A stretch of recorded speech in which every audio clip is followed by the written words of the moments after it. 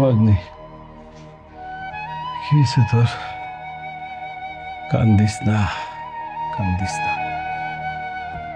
আমি ওই বান্দির বাচ্চাকে বাড়িতে গেলাম, হৈন্দির বলারে একটাও বাড়িতে পাইলাম না। সব হালার পাহালারা পলাইছে, পুরো গ্রাম খালি কইরা দিক বিদিক কোন দিকে যেন সব পলাইছে, একটারও ধরতে পারি নাই। হাব্বা, হাব্বার বউ, হাব্বার বাপে, পুরো গ্রামের একখান মানুষ সব মুই ধরতে পারলাম না। সব পলাইছে, পলাই যাইবে কই? আচ্ছা, ওরা পলাইয়া যাইবে কই?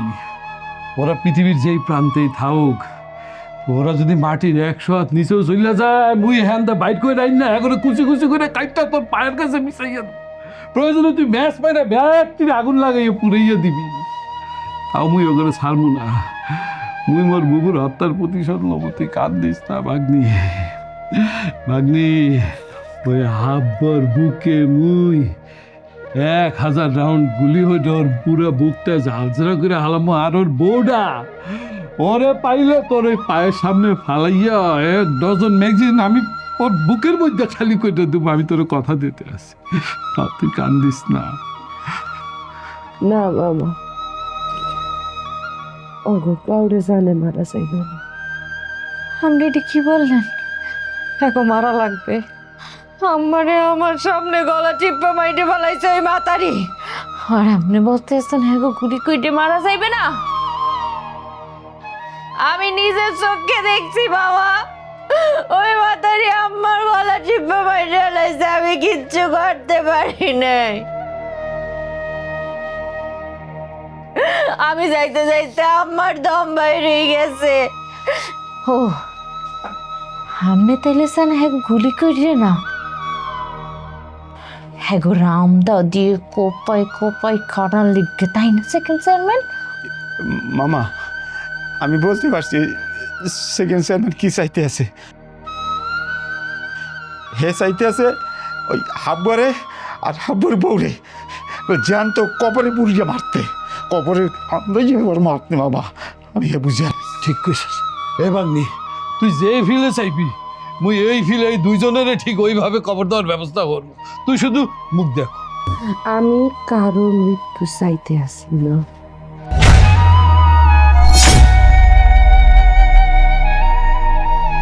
অগো মারলে ওরা তো শেষ,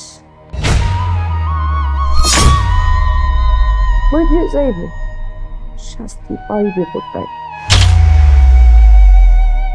আমার মায়ের যে কষ্ট দিয়ে মারছে, ওইদিকে গেলে ওইবে না। অগো থাকতে হইবে বাইচ্ছে, ওরাই পৃথিবীর বুকে বাইছিয়ে থাকবে। আর মারজান,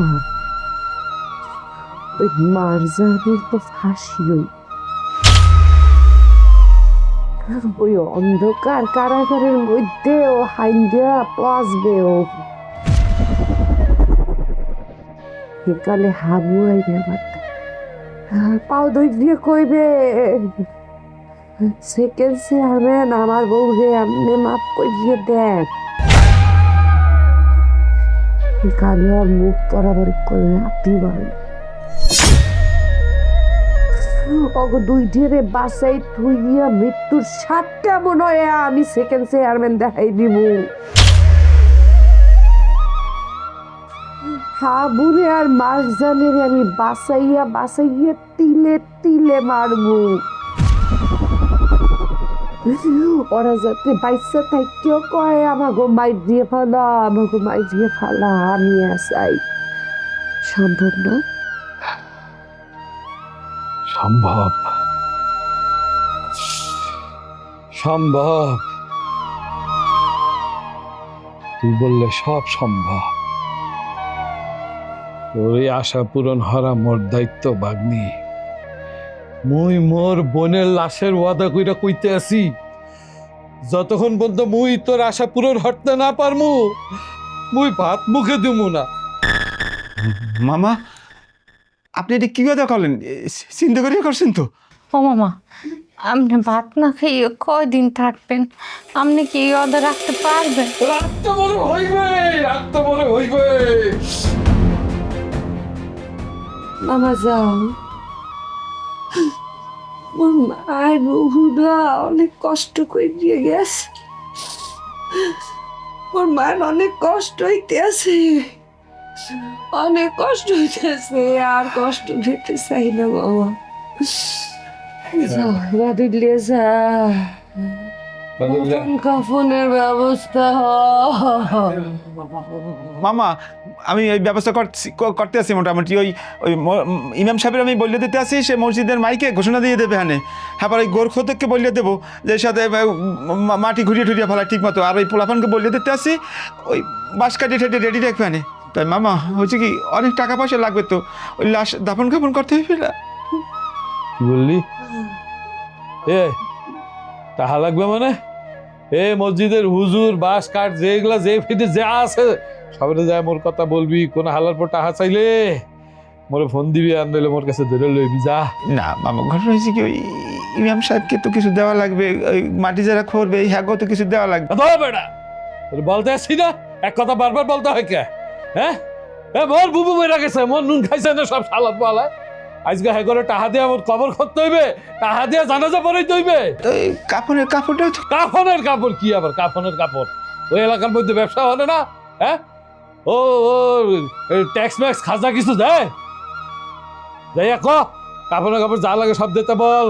ওরে যা, তোরা যা, ইহান গনে যা, যাইতেছে ইহান গনে যা, মোর মারে দাও, যা, ইহান গনে যা, এ রে সামলা। যা, ইহান গনে সারা জীবন বেটি দিয়ে টাকা কামাইছে। আরে লইয়ে বলে আর কাপড়টা লইয়ে কথা বলে সরি। ও মা গো, আম্মা, আম্মা, আম্মা, একটু শান্ত